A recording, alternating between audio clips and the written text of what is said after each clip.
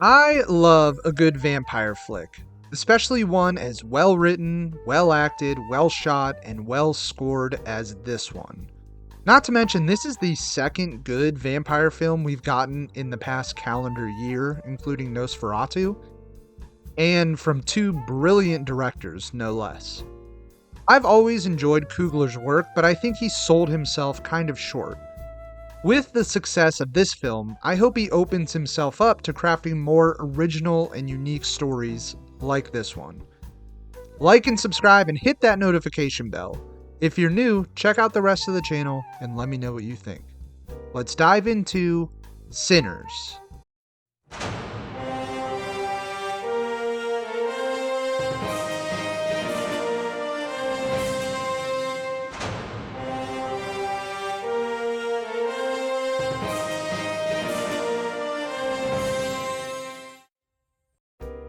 I'm just gonna get right into it.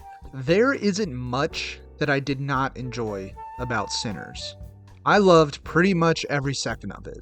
The story is pretty straightforward and it's unashamed of what it is, which happens to be my favorite aspect. Twin brothers Smoke and Stack, both expertly portrayed by Michael B. Jordan, move back to their hometown in Mississippi after having robbed rival gangs while living in Chicago. They purchase an old barn with the goal of opening their own juke joint, utilizing alcohol they smuggled home. They enlist their young cousin Sammy and drunken street performer Delta Slim to play the music, and their childhood friend Cornbread to be the bouncer. Smoke's estranged wife Annie also tags along, as well as Grace and Yao Chow, the town's convenience store owners who supply all the food for the event. Their ambitions turn into success until the sun goes down and the joint is preyed upon by wandering vampire Merrick and his followers. What ensues is an all-out brutal, gory vampire mess, accented beautifully by the musical undercurrent. It's fantastic. This movie, and Coogler is not shy about the plot of this film. Granted, the first half of this movie takes on a lot of setup, but it's still very interesting nonetheless. But once the vampires come into play, the movie makes no bones about it. There's no beating around the bush trying to craft some silly alternative mythology and lore and do everything we can without using the term vampire and creating some ridiculous, useless term. We all know what it is. It's vampires. I mean, Annie, played by Wonmei Musaka, calls it out straight away. What the group is dealing with, and she supplies steaks, garlic, all kinds of protections. These vampires can't survive in the daylight, and they even need an invitation to enter the club. It's great. It's just pure vampire mythology. They accept this and embrace it, and the film is better for it. The performances across the board in Sinners are exceptional.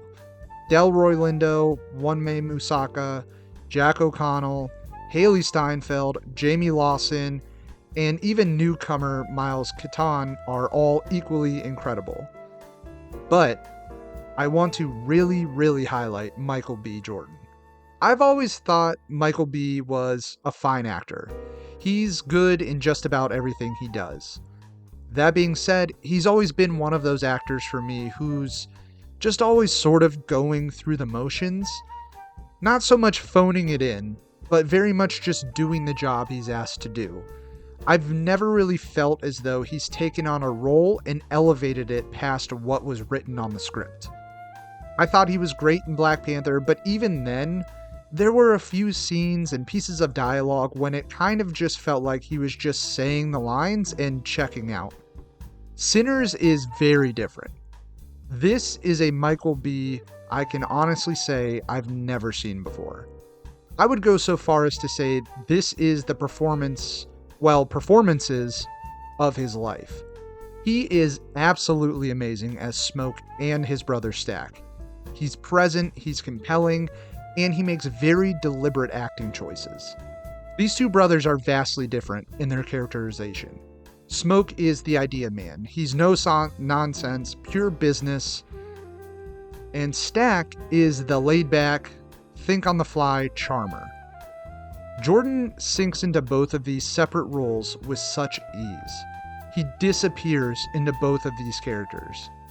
These roles are probably the most taxing he has ever chosen, and I'm glad he did it.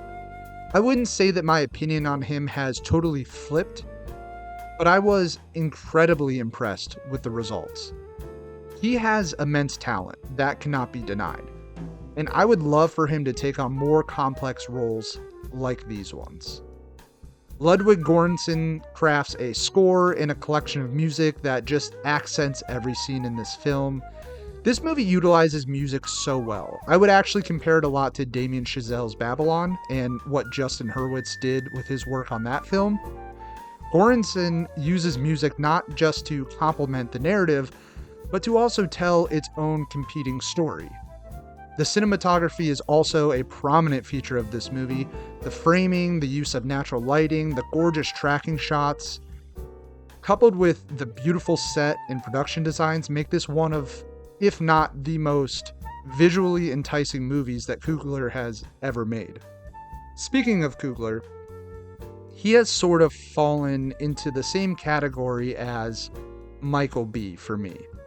A very talented and very capable writer-director for sure, but he's never quite lived up to his potential in my mind. With Sinners, Coogler makes it very clear that he has the chops to be a force in this industry. But like Jordan, he needs to continue this trajectory and take on more complex and original projects.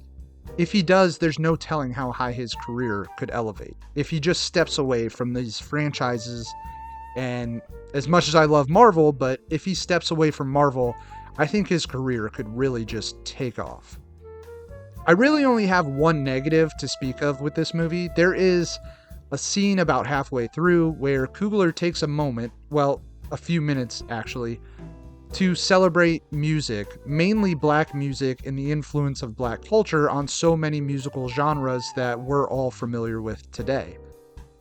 One of the through lines and themes of this film is that music transcends time. And all of this is all well and good, and I have zero problems with exploring these themes and ideas, but it's the execution that I take issue with. This movie is very much immersive. It immerses you into the period in which its narrative is set, with the music, with the dialogue, with the sets, with the costume designs, everything. But this one scene brings in visuals and music from tribal Africa, from hundreds of years ago, from modern day hip hop, culturally black music from all over space and time, and it really, really pulls you out of the experience of the movie as a whole. Like, painfully so. It just did not work for me.